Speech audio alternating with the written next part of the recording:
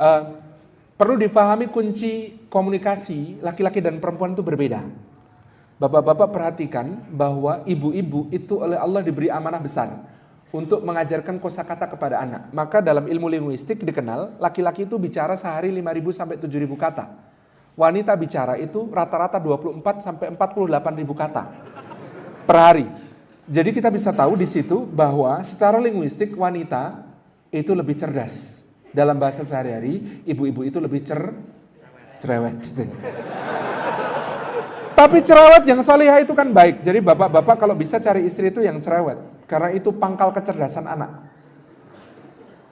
Wa 'allama Adamal asma'a kullaha. Allah itu mengajarkan kepada Adam nama-nama benda, kosakata, isim-isim, kesemuanya. Siapa yang diamanai itu sekarang? Untuk anak turun Adam? Ibunya. Jadi kalau ibunya pendiam, bahaya anaknya. Gak ngomong-ngomong nanti. Makanya ibunya itu memang harus cerewet. Nah, bedanya ini sifat komunikasi laki-laki perempuan lagi. Ibu-ibu kalau ada masalah, itu ngomong. Bapak-bapak kalau ada masalah, diem Pak. Beda kan? Laki-laki itu kalau ada masalah, menyendiri, berkontemplasi, merumuskan solusi. Kalau ibu-ibu ada masalah, curhat. Didengarkan, dimengerti, difahami segala isi hati, merasa orang yang mendengarkannya berada di pihaknya, itu menenteramkan sekali. Seakan-akan 90% masalah selesai. Itu bedanya laki-laki dengan perempuan. Gitu ya. Maka harus difahami kunci-kunci ini. Termasuk ibu-ibu itu karena cerdas komunikasi linguistiknya, mereka suka kalimat tidak langsung. Contoh, Mas, aku masih harus masak loh, anak-anak belum dijemput. Itu maksudnya apa, Pak? Tolong jemputin anak-anak gitu kan. Tapi mohon maaf Bu, harap jangan kecewa, bapak-bapak kecerdasan linguistiknya kadang tidak bisa menangkap maksud aslinya. Sehingga jangan marah, jangan enak dan maju mundur kena tadi. Ketika jawabannya berbunyi, "Nggak apa-apa Bu, nanti paling pulang sendiri."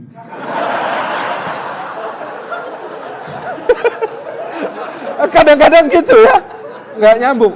Jangankan itu, saya itu awal pernikahan Bapak Ibu, itu mengalami tragedi kalimat tidak langsung. Naik motor berdua sama istri saya lewat sebuah rumah makan, istri saya tanya, "Yang lapar enggak?" Saya bilang enggak.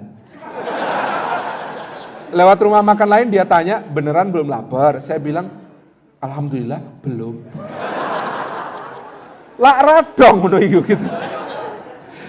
Jadi saya itu sampai rumah ketika dia masak mie instan dengan gemeteran karena habis beberapa acara gitu ya. Terus saya bilang di depan kompor yang menyala itu saya berlutut. "Kok kamu gak bilang kalau kamu yang lapar?" "Mbok ya tadi bilang masa aku lapar, ayo kita makan dulu. Itu pun kalau aku gak lapar, tak lapar-laparin."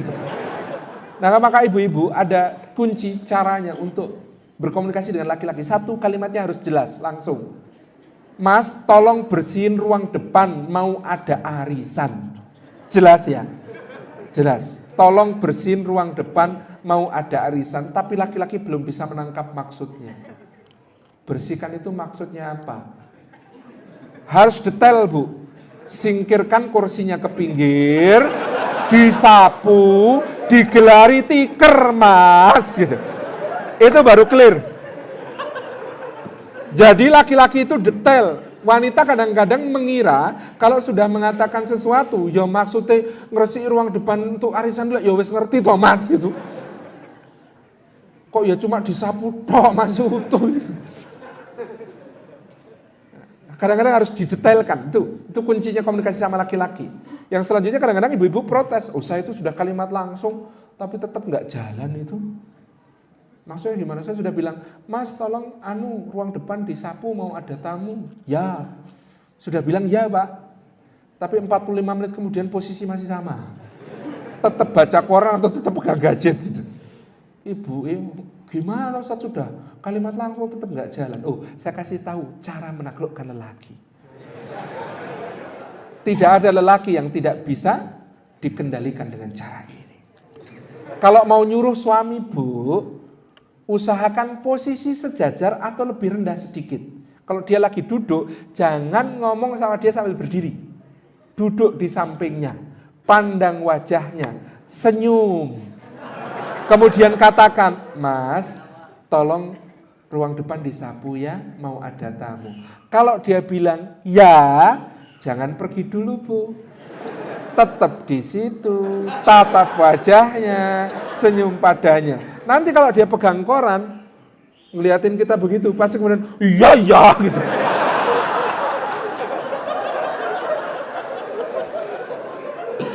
Jadi ternyata ada kunci-kunci di dalam komunikasi suami istri yang kemudian harus diketahui. Nyuruh lelaki itu memang nggak gampang Bu, karena laki-laki itu single tasking. Beda dengan ibu-ibu multitasking. Ibu-ibu itu bisa mengerjakan beberapa pekerjaan sekaligus, sekali jalan. Laki-laki enggak, dan itu kadang bikin anyel ibu-ibu. Mas mbok tolong itu ruang depan disapu, terus habis ini kan mau ada arisan, aku pesan lemper di Bujoyo 50, tolong diambil di Bujoyo ya Mas, itu bayarnya 350.000. Biasanya beliau itu suka ngorting, tapi jangan mau dikorting, kalau suka diungkit-ungkit, aku nggak mau kalau diungkit-ungkit. Habis itu aku juga tadi sudah bikin air teh panas, tapi jumbo kita itu rusak ya Mas, tolong mampir tempat ibu ya dari Bujoyo ya, pinjem jumbonya, yang warna hijau loh Mas, jangan yang pink, malu aku kalau yang pink.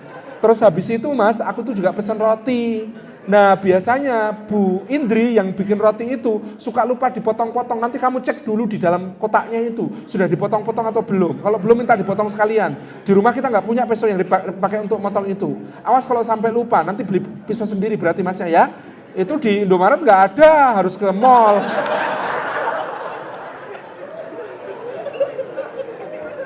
Kan kita kadang-kadang sebagai suami Bu, satu-satu. Beda Pak, kita ini satu-satu. Faida farokta, fangsob, itu ayat untuk laki-laki. Perempuan beda, sambil menyusui, terima telepon, ngaduk sop gitu ya. Ngerajang bawang, lihat putaran, update status, luar biasa. Beda, jadi ibu-ibu, gimana mengingatkan suami, ada caranya. Ummu Sulaim radhiyallahu anha itu mau menyampaikan bahwa anaknya Abu Talha wafat saja, caranya, Masya Allah. Pulang itu nggak langsung dikatakan, Mas gimana Mas anakmu mati Mas. Enggak, tampilnya Masya Allah, tabahnya luar biasa. Anaknya dimandikan, diletakkan di tempat tidur seperti biasanya, kayak lagi tidur nyenyak. Rumah dibersihkan, dihias, masak makanan kesukaan suami, gaun pengantin dipakai lagi, gitu. Mandi bersih wangi, gaun pengantin dipakai lagi, pakai parfum kesukaan suami. Suami datang disambut, ahlan wa sahlan. Nah gitu suaminya kan, anak kita gimana kan tadi ku tinggal sakit. Coba dilihat di kamar, kayaknya lebih tenang dari sebelumnya. Oh iya lebih tenang dari sebelumnya. Iya tadi sakit sekarang mati. Lebih tenang dari sebelumnya gitu kan. Tapi Masya Allah gitu. Yang terjadi apa berikutnya? Makan lahap sekali makannya. Lihat istrinya ternyata cantik sekali, pergi ke kamar. Terjadilah apa yang harus terjadi. Begitu sudah selesai, dalam keadaan rileks ya. Baru Ummu Sulaim itu mengatakan apa? Bagaimana pendapat abang kalau ada orang minjemin barang ke orang lain. Nah, tiba waktunya harus dikembalikan. Yang dipinjemi nggak mau mengembalikan. Menurut abang gimana? Kata suaminya, ya nggak boleh gitu. Kalau sudah tiba waktunya mengembalikan itu ya harus dikembalikan. Wong cuma dipinjemi. Kemudian Muslim mengatakan, ya abang kan tahu anak kita itu cuma titipan dari Allah. Pinjaman dari Allah. Langsung wajahnya berubah. Maksudmu gimana Dek? Ya anak kita diambil sama yang menitipkan, Allah Subhanahu wa ta'ala. Kan ngeliatin sudah dalam keadaan habis-habisan gitu ya. Lah kok baru cerita? Itu kemudian beliau paginya setelah penguburan putranya mengadu kepada Rasulullah, ya Rasulullah, Ummu Sulaim itu wah aneh banget, masa berita musibah nggak segera disampaikan, saya dihibur pakai makanan enak, rumah bersih, pakaian indah. Rasulullah senyum, kemudian tanya, kalian semalam pengantinan? Kata Abu Talha, iya. Rasulullah berdoa, semoga Allah berkahi malam kalian berdua tadi malam. Anas bin Malik cerita, dari malam itu apa yang terjadi? Ummu Sulaim hamil lagi. Lalu lahir putranya namanya Abdullah bin Abi Talha. Dalam sejarah Abdullah bin Abi Talha akan terkenal sebagai seorang yang sangat berkah. Punya 7 anak, semuanya adalah hamilul Quran. Yang semuanya adalah orang-orang yang kaya, hidupnya berkah, dermawan-dermawan besar pada zamannya.